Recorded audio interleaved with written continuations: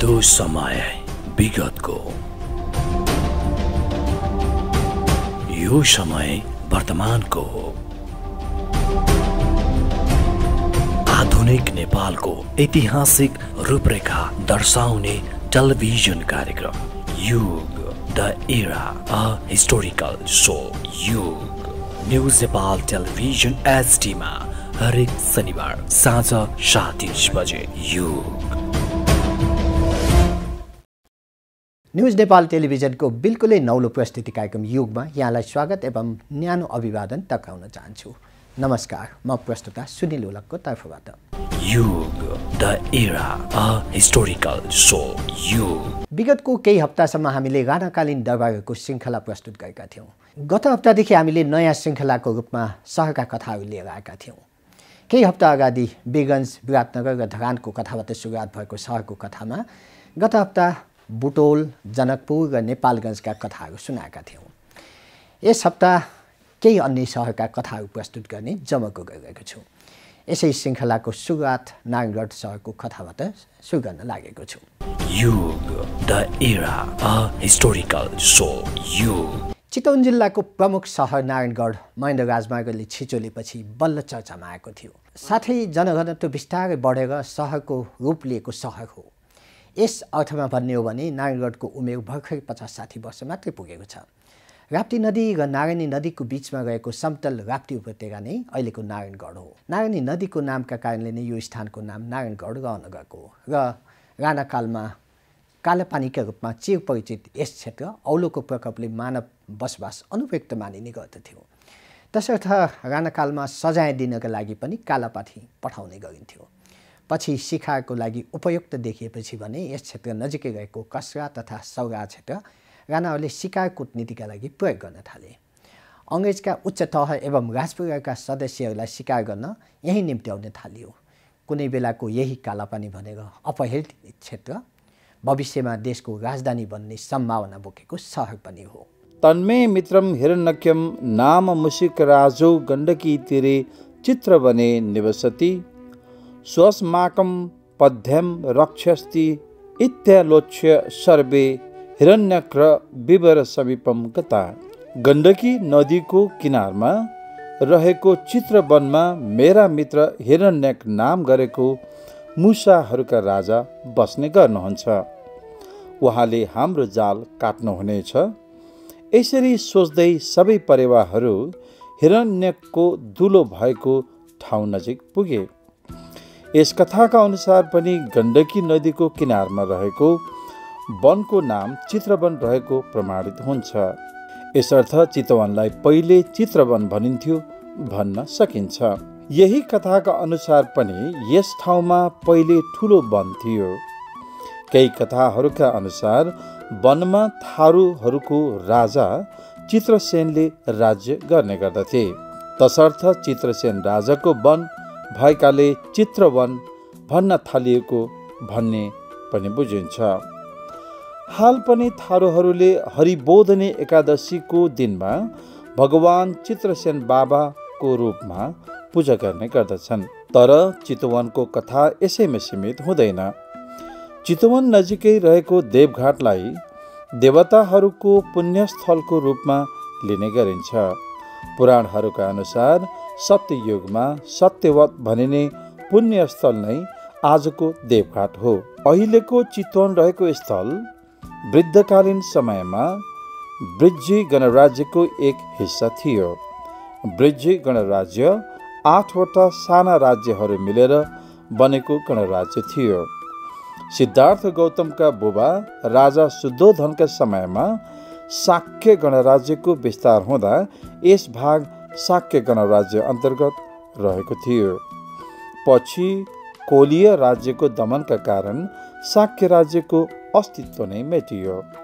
कोलीय राज्यसँगको युद्धमा भागेर आएका शाक्यहरू चित्रवनमा लुकेर बसेका थिए। थारूहरूलाई कतै कतै शाक्य वंशका भनेर उल्लेख गरेको समेत पाइन्छ। सायद यसरी नै भागेर आएका शाक्यहरू चित्रवनमा लुकेर बसेपछि थारूको रूपमा रहेको पनि हुन सक्छ। थारूहरूले चित्रसेन बाबाको रूपमा पुज्ने गरेका पौराणिक राजा कोलीयहरूका दमनबाट भागेर आएका शाक्य नै हुन सक्दछन्। कोलीयको आक्रमणपछि चित्रवन पनि कोलीय राज्यभित्र रहन पुगेको देखिन्छ। तर ईसापूर्व तेस्रो शताब्दीमा सम्राट अशोकको नेपाल आगमनको समय भने यस क्षेत्रमा किराँत शासन रहेको प्रमाण भेटिन्छ। मल्लकालमा आइपुगेपछि पनि चितवनको महत्त्व कम भएको देखिँदैन। मल्लकालमा चितवन तिरहुत राज्य अन्तर्गत रहेको थियो, पछि सेन राज्य अन्तर्गत रहन गयो। यिनै सेन राजाहरूले देवघाटलाई शीतकालीन राजधानीको रूपमा प्रयोग गरेका थिए। यही शीतकालीन दरबारमा रहेका समय हिन्दूहरूको देवभूमि रहेको देवघाटमा बसेर सेन राजा त्रिविक्रम सेनले विक्रम सम्वत 1810 माघ 28 गतेका दिन इटलीका पादरी फादर ट्राइक्युलसलाई नेपालमा आई धर्म प्रचार गर्नका लागि आग्रह सहितको विवरण लेखी पत्र पठाएका थिए। यसको 3 वर्षपछि फादर नेपाल आई देवघाटमा लामो समय बसेका थिए। यसरी राजा त्रिविक्रम सेनले नेपालमा इसाई धर्म प्रचारमा सघाएका थिए। पृथ्वीनारायण शाहको राज्य विस्तार अभियानका क्रममा उनको देहावसान भएपछि प्रतापसिंह शाहका समयमा विक्रम सम्वत 1834 साउनमा गोर्खा राज्यभित्र गाभ्न सफल भएको थियो। 1884 वैशाखमा राजा राजेन्द्रले हरन महतोलाई मोकद्दममा मोगलानबाट रैती ल्याई बस्ती बसाउन लगाएका थिए। यसरी बस्ती बसाउन समय समयमा विभिन्न प्रयासहरू भएको पाइन्छ। पछि बहादुर शाहका छोरा शत्रुभञ्जन शाहले विक्रम सम्वत 1885 चैत्र 1 गते उपरदाङ्ग गढी बनाएपछि यसलाई सदरमुकाम बनाएका थिए। जङ्गली जनावरको डर तथा औलुको समेत प्रकोपले गर्दा बस्ती बढ्न खासै सकेको थिएन। चितवनलाई मर्ज्यादपुर भनिने भए पनि विक्रम सम्वत 1947 सालमा भएको 38 जिल्ला विभाजनका समयमा मर्ज्यादपुरको समेत कतै उल्लेख गरिएको पाइँदैन। पछि 52 प्रशासनिक जिल्ला विभाजन गर्दा चितवनको पनि उल्लेख गरेको भेटिन्छ। 2018 सालमा नै राजा महेन्द्रले उपरदाङ गढीमा रहेको सदरमुकामलाई अपायक भएको कारण देखाई भरतपुरमा सारेका थिए। 2018 साल मङ्सिर 3 गते राजा महेन्द्र पोखराको फेवातालमा निर्मित पार्दी बाँधको उद्घाटन गर्ने क्रममा पूर्व पश्चिम राजमार्ग निर्माणको योजनाको जानकारी दिए अनुसार 2019 साल वैशाख 1 गते नारायणगढ नजिकै गैँडाकोटमा पूर्व पश्चिम राजमार्गको शिलान्यास गरेपछि नारायणगढ क्षेत्रले काँचुली फेर्न सुरु गरेको मान्नु पर्दछ। विक्रम सम्वत 2019 मङ्सिर 5 गतेको श्री 5 को सरकारको निर्णय अनुसार देशलाई 14 अञ्चल र 75 जिल्लामा विभाजन गर्दा चितवन जिल्ला पनि उल्लेख गरिएको थियो। 22 गाउँ सभा सहितको चितवन जिल्लामा 2 ठुला प्रमुख गाउँहरू भरतपुर गाउँ सबैभन्दा ठुलो रहेको थियो। नेपालमा युएस अपरेसन मिसन अर्थात् USOM को आगमनसँगै माघ 10, 2007 सालमा प्राविधिक सहयोगका लागि पोइन्ट 4 सम्झौता भएको थियो। यसको 1 वर्षपछि क्रिसमसको केही दिनमा विक्रम सम्वत 2009 सालमा पुसमा USOM का नेपाल प्रमुख पाउल W रोज केही नेपाली, युरोपियन तथा अमेरिकी सहयोगीहरूका साथ चितवन आएका थिए। यो टोली राप्तीदुन क्षेत्रको अध्ययनको लागि आएको थियो। त्यस टोलीमा नेपालका तर्फबाट कृषि विभागका डाइरेक्टर गङ्गा विक्रम सिजापति, अमेरिकी अर्थशास्त्री जर्ज बोबर्स, डाक्टर जर्ज टी, अमेरिकी अफ्रिकी कीट विज्ञानी ब्रुक्स, स्विडिश कृषि विज्ञ गोरान नुट्सन तथा डच सिँचाइ इन्जिनियर पनि थिए।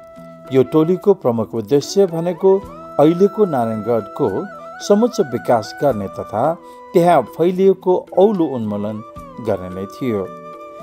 यसको 2 वर्ष नबित्दै 2011 सालको साउन 11मा राप्ती र लोथरमा आएको डरलाग्दो बाढीको चपेटामा पूर्वी चितवन गाउँ नै सखाप भयो। बाढीको प्रकोपमा परेका पीडितहरूलाई सरकारले चितवनमा जमिन उपलब्ध गरायो। यसरी चितवनमा पहिलो पटक व्यवस्थित बस्तीको सुरुवात भएको थियो। पीडितलाई जमिन उपलब्ध गराउँदा त्यो भिडमा अन्य पनि घुस्न सफल भएका थिए। यसै समय बाढीबाट पीडितहरूको लागि चिरानी काठ उपलब्ध गराउन सरकारले हेटौँडामा समिल परियोजना नै स्थापना गरेको थियो, जसलाई पछि टिम्बर कर्पोरेसनको रूपमा परिवर्तन गरियो। त्यस समय आएको बाढीलाई यस शताब्दीकै ठुलो बाढीको रूपमा समेत लिने गरिन्छ। विक्रम सम्वत 2013 सालमा भने नेपाल सरकारले पहिलो पञ्चवर्षीय योजनामा राप्ती दुन विकास परियोजनाको घोषणा गर्यो। यसले विश्व स्वास्थ्य सङ्गठनसँगको सहकार्यमा औलो उन्मूलनको लागि DDT छर्ने काम भयो। USOMले सडकका योजनाहरू पनि ल्याए, जसले गर्दा हेटौँडादेखि नारायणगढसम्मको सडक बन्न थाल्यो। गरिबहरूका लागि परियोजनाले प्रति परिवार 5 बिघा जमिन उपलब्ध गराउने भयो। साथै सस्तो मूल्यमा सरकारले घडेरी बिक्री पनि गर्न थाल्यो। यसरी चितवनमा सस्तोमा जमिन पाउने भन्ने व्यापक हल्ला भएपछि कास्की, तनहुँ, लमजुङ, बागलुङ, कुस्मा, स्याङ्जा र यस वरपरका अन्य जिल्लाबाट चितवन जानेको वैरो नै लाग्यो। चितवनका स्थानीय बासिन्दा थारू, बोटे, दराई, कुमालहरूलाई नयाँ बासिन्दाले विस्थापित गर्न थाले। प्रत्येक राम्रा कामका पछाडि नराम्रा पक्ष पनि हुने गर्दछन्। सस्तोमा जग्गा गरिबका लागि बाँड्ने भनिए पनि काठमाडौँमा बसेका कतिपय राजनैतिक कार्यकर्ताहरूले हजारौं बिघा जग्गा विभिन्न नाममा ओगट्न सफल भए। राप्ती दुन विकास परियोजनाका डाइरेक्टर कृष्णबम मल्ल थिए। मल्ल पर्वतको कुस्माबाट आएका हुँदा धेरै कुस्मेलीले पनि चितवनमा जमिन हात पार्न सफल भएका थिए। अमेरिकी सहयोगमा विक्रम सम्वत 2012 सालमा हेटौँडाबाट नारायणगढको बाटो बन्न थालेको थियो। 2015 सालमा यो सडक तयार भयो। विक्रम सम्वत 2018 मङ्सिर 3 गते राजा महेन्द्रले पोखराको एक कार्यक्रममा देशको लागि ठुलो आशा र सपना बोकेको पूर्व पश्चिम राजमार्ग बनाउने घोषणा गरेका थिए, जसका फलस्वरूप विक्रम सम्वत 2019 सालको वैशाख 1 गते राजा महेन्द्रले गैडाकोटमा देशकै लागि महत्त्वपूर्ण पूर्व पश्चिम राजमार्गको उद्घाटन गरेका थिए। गैडाकोटदेखि पश्चिम तर्फको सडक बन्न थाल्यो। 2015 सालमा नै हेटौँडादेखि नारायणगढको सडक बनिसकेको थियो। हेटौँडादेखि अम्लेखगञ्जसम्मको सडक राणा प्रधानमन्त्री चन्द्र शमशेरको समयमा नै बनिसकेको थियो। साथै अम्लेखगञ्जदेखि वीरगञ्जको सडक पनि धेरै अगाडि नै बनिसकेको थियो। तर नारायणघाटको नारायणी नदीमा भने पुल बनेको थिएन, जसले गर्दा गैडाकोटको नारायणी किनारमा बसोबास गर्ने बोटेहरूले डुङ्गाबाट आवत जावतको सुविधा दिइरहेका थिए। माछा मार्ने तथा डुङ्गा चलाएरै यिनीहरूको जीविकोपार्जन भइरहेको थियो। राजा महेन्द्रको दूरगामी दृष्टि पुगेको पूर्व पश्चिम राजमार्गमा अमेरिकी सरकार भने सहमत हुन सकेन। अमेरिकी सरकारले भने पूर्व पश्चिम राजमार्गको आवश्यक नभएको तथा देशको लागि ठुलो आर्थिक भार हुने जनाइरहेको थियो। झन्डै 53 करोड रुपियाँ खर्च हुने हुँदा देशको लागि घाटा हुन सक्ने भनिए पनि राजा महेन्द्रले विभिन्न दात्री राष्ट्रको सहयोगमा खण्ड खण्ड निर्माण गर्ने तयारी गरे। राजा महेन्द्रले अमेरिकी सहयोग नलिई बेलायत, सोभियत सङ्घ, भारत तथा एसियाली विकास बैङ्कको सहयोगमा पूर्व पश्चिम राजमार्ग बनाइ छाडे। नारायणगढदेखि बुटवलको खण्ड बनाउने जिम्मा एसियाली विकास बैङ्कले लिएको थियो। तसर्थ नारायणी नदीमा पुल बनाउने जिम्मा पनि एसियाली विकास बैङ्कको नै थियो। तर यो योजनाको सुरुवात हुनु अगाडि नै अमेरिकी सहयोग नियोग USAIDले ठुला सवारी साधन पनि नदीमा तार्न सकिने 32 टन क्षमताको डुङ्गा अर्थात् फेरी लगाइदिने तयारी गर्यो। तर अमेरिकी सहयोगलाई प्रकृतिले पनि स्वीकार गरेन। 32 टन क्षमताको डुङ्गा सुरु भएको केवल 3 महिनामा नै नारायणी नदीमा आएको बाढीले 2020 सालमा बगाएर लग्यो। यसपछि अस्थायी रूपमा डुङ्गाबाट नै गाडीहरू नदी पारी तार्न थालियो। साथमा त्यही किनारमा बस्ने बोटीहरूले पनि डुङ्गा चलाउने व्यवसाय गर्न पाए। 2038 सालमा हाल रहेको पक्की पुल तयार भएपछि भने बोटेहरू बेरोजगार हुन थाले। तर नारायणगढले भने पुरै काँचुली फेर्न थाल्यो। यस पुल बनेको 40 वर्षमा आजको नारायणगढलाई निहाल्ने हो भने नारायणगढले निकै फड्को मारेको सहजै थाहा पाउन सकिन्छ।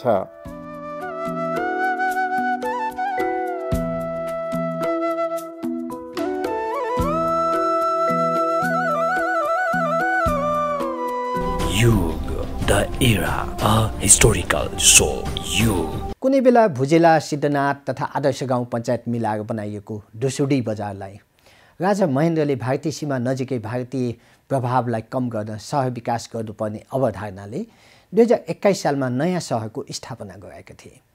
यिनै राजा महेन्द्रको योगदानका कारणले बनेको सहर भएको हुँदा यस नयाँ सहरको नामकरण महेन्द्रनगर राखिएको थियो। तर 62-63को आन्दोलनको सफलतासँगै देशबाट राजतन्त्र मात्र होइन, राजाहरूका शालिग र राजाका नाममा रहेका सबै नाम परिवर्तनको लहर नै चल्यो। इतिहासको पन्नाहरू च्यात्न खोजे पनि वा मेट्न खोजे पनि वास्तवमा मेट्न सकिँदैन। नाम परिवर्तनको लहरमा राजा महेन्द्रको योगदानलाई मेट्दै 2065 कार्तिक 20 गते महेन्द्रनगरको नाम शहीद भीमदत्त पन्तको नामबाट भीमदत्त नगरपालिका बनाइएको छ। 2019 मङ्सिर 5 गतेको श्री 5को सरकारको निर्णय अनुसार देशलाई 14 अञ्चल र 75 जिल्लामा विभाजन गरेपछि कञ्चनपुर जिल्ला पनि अस्तित्वमा आएको थियो। यसरी बनेको नयाँ जिल्लाको सदरमुकाम श्रीपुर गाउँ पञ्चायतको बेलौरी बजारलाई बनाइएको थियो।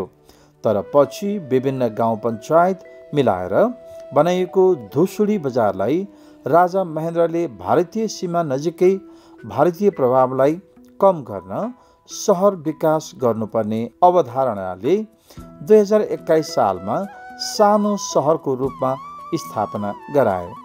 राजा महेन्द्रले सुदूरपश्चिम क्षेत्रको यस स्थानमा केन्द्रको नजर कम पुग्ने तथा भारतीय प्रभाव बढ्न सक्ने दूरदृष्टि राखेर महाकाली पारी रहेका 2 गाउँ चाँदनी र दोधारामा पहाडी तथा पूर्वेली राई लिम्बूलाई निशुल्क जमिन उपलब्ध गराई बसोबासको प्रबन्ध मिलाएका थिए। 2018 सालमा राजा महेन्द्र 1 महिनासम्म मजगाउँमा बसेर हालको महेन्द्रनगरमा मानिसहरूलाई स्थानान्तरणको सुविधा उपलब्ध गराइरहेका थिए, जसले गर्दा नजिकै गाउँहरूबाट मानिसहरू बसाइसराई गरी महेन्द्रनगर आएका थिए। साथै सहरको परिकल्पना स्वरूप व्यवस्थापन समेत मिलाइएको थियो।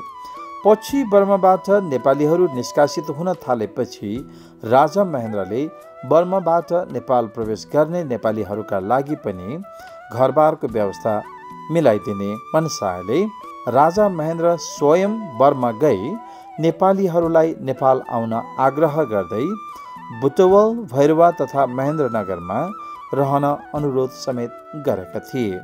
विक्रम सम्वत 2021 सालमा महेन्द्रनगरको रूपरेखा कोरिन सुरु भएको थियो। भविष्यका लागि आवश्यक पूर्वाधारका रूपमा चौडा सडक र नयाँ घरहरूको सुरुवात गरिएको थियो। सो समयमा महेन्द्रनगरमा नै मुख्य सडक 30 फिटको बनाउने योजना ल्याइएको थियो। यसरी राजा महेन्द्रले भारतको व्यवस्थित नगर चण्डीगढको नक्सा अनुसार महेन्द्रनगरलाई पनि व्यवस्थित सहर बनाउने अवधारणाले नगरको शुभारम्भ गरेका थिए। तसर्थ राजा महेन्द्रको नामले सो नयाँ सहरको नाम महेन्द्रनगर राखिएको थियो। साथै 2023 कार्तिक 23 गते श्री 5को सरकारको निर्णय अनुसार कञ्चनपुर जिल्लाको सदरमुकाम महेन्द्रनगरमा सारिएको थियो। यस सहरमा व्यवस्थित रूपमा गल्लीहरू बनाइएका छन्। गल्ली नम्बर 1 मा औषधि पसल र हार्डवेयर पसलहरू धेरै रहने गर्दछन् भने गल्ली नम्बर 2 मा छापाखाना, बैंकहरू, किराना पसलहरू तथा इलेक्ट्रोनिक्सका पसलहरू धेरै पाइन्छन्। गल्ली नम्बर 3 मा औषधि र होटलहरू छन्।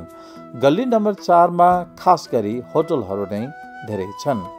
गल्ली नम्बर 5 मा अन्य पसल र बैंकहरू धेरै छन्।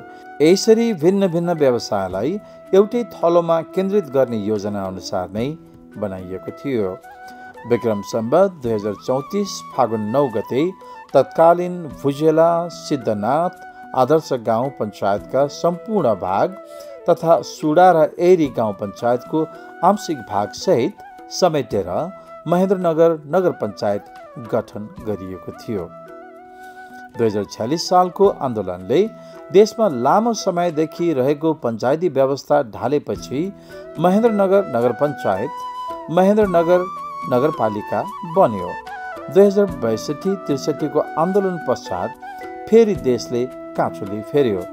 राजा नै फालिएपछि राजाको नाम गाँसिएका सबै सहरका नाम पनि परिवर्तन गर्ने लहर चल्यो। राजाका शालिगहरू तोडिन थाले। महेन्द्रनगरको नाम पनि परिवर्तनको चपेटामा पर्यो। 2065 कार्तिक 20 गते भीमदत्त नगरपालिका नामाकरण गरियो। यसरी जुन राजाको अवधारणामा एउटा सहर बसाइयो त्यही सहरले उनको नाम राख्न खोजेन। शहीद भीमदत्तको अवहेलना गर्न चाहेको होइन, तर राजा महेन्द्रको नाम हटाउनु गलत थियो। शहीद भीमदत्तका लागि कुनै पनि विशिष्ट सम्मान दिन सकिन्थ्यो।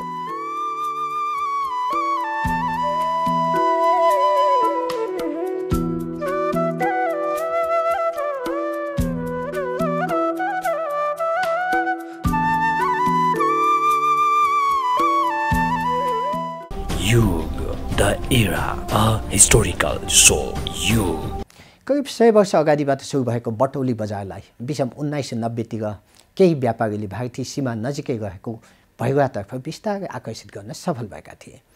त्योभन्दा पनि महत्त्वपूर्ण भने 2010 सालमा सुरु भएको शान्तिनगरको विमानस्थलका कारणले पनि बजार भैरवातर्फ आकर्षित हुन थालेको थियो।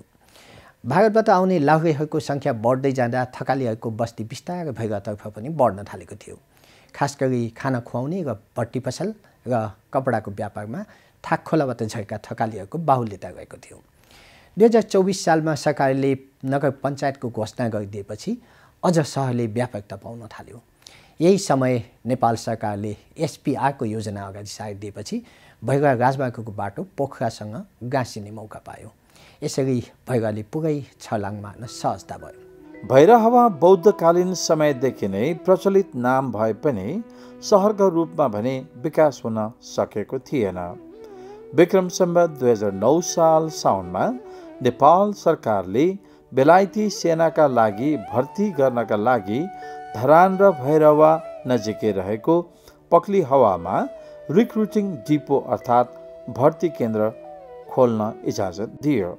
सुरुमा केवल 5 वर्षका लागि दिए पनि यो भर्ती केन्द्रले निरन्तरता भने पाइ नै रह्यो, जसले गर्दा गाउँ गाउँबाट लाहुरे बन्नेको ताती लाग्न थाल्यो। विक्रम सम्वत 2010 सालमा भैरहवामा विमानस्थल बन्यो। शान्तिनगरको खुला चौरमा त्यस बेलाको DC-3 विमान पोखरा र काठमाडौँबाट आउने गर्दथ्यो। खास गरी भारतीय विमान कम्पनीका विमानहरू नै भैरवा पुग्ने गर्दथे। सडक सञ्जालले खासै नछोए पनि विमानले छोएपछि यहाँको विकासमा केही प्रभाव भने अवश्य पर्न थालेको थियो। बिस्तारै यहाँ साना साना बजारहरू बस्न थाले। भारतीय सेनाका लाउरेहरू आउने जाने गर्ने बाटो नै यही भएको हुँदा खाना खुवाउने र सुत्ने व्यवस्था समेत भएका भट्टी पसलहरू खुल्न थाले। यसरी खुलेका अधिकांश भट्टी पसलहरू थाकखोलाका थकालीहरूले नै सञ्चालन गर्दथे। यसका साथै थकालीहरूले नै लत्ता कपडा दोकानहरू पनि भैरहवामा खोल्न थाले।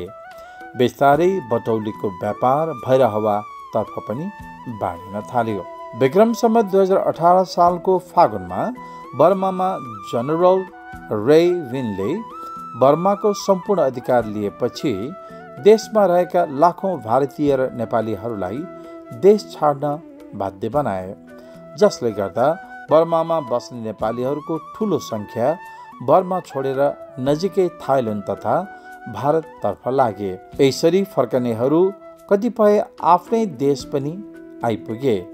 आफूले जीवनभर कमाएको सम्पत्ति गुमाएर शरणार्थीका रूपमा आफ्नै मुलुक फर्केका नेपालीहरूलाई राजा महेन्द्रले घाँस बाँसको प्रबन्ध गरिदिने जिम्मेवारी लिएका थिए।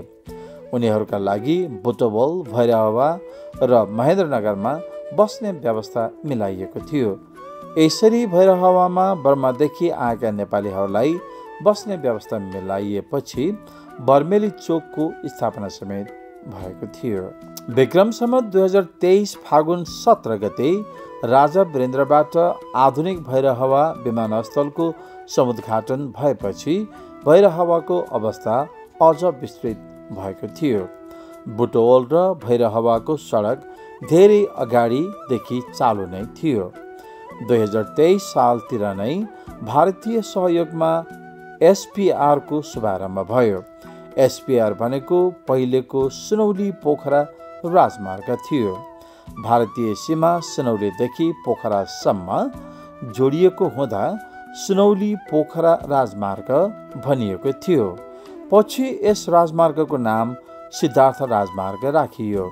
साथै 2024 सालमा भैरहवा नगर पञ्चायतको रूपमा बने पनि यसको नामाकरण 2034 सालपछि भने गौतम बुद्धका नामबाट सिद्धार्थ नगर नगर पञ्चायत राखियो।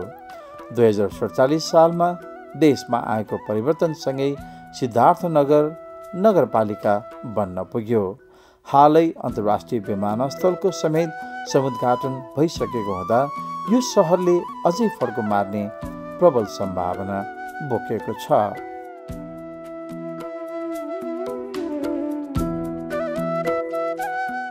युग the era, a historical so युग। दर्शकबिन, यिनै प्रस्तुतिका साथ हामी आजको कार्यक्रम युगबाट बिदा लिन चाहन्छौँ। आगामी श्रृङ्खलामा पुनः अन्य सहरका कथाहरू लिएर सहरका कथालाई निरन्तरता दिने नै छु। न्युज नेपाल टेलिभिजन एचडी हेर्दै गर्नुहोला। नमस्कार। त्यो समय विगतको, यो समय वर्तमानको हो। आधुनिक नेपालको ऐतिहासिक रूपरेखा दर्शाउने टेलिभिजन कार्यक्रम युग the era, a historical so युग। न्युज नेपाल टेलिभिजन एचडीमा हरेक शनिबार साँझ 7:30 बजे युग।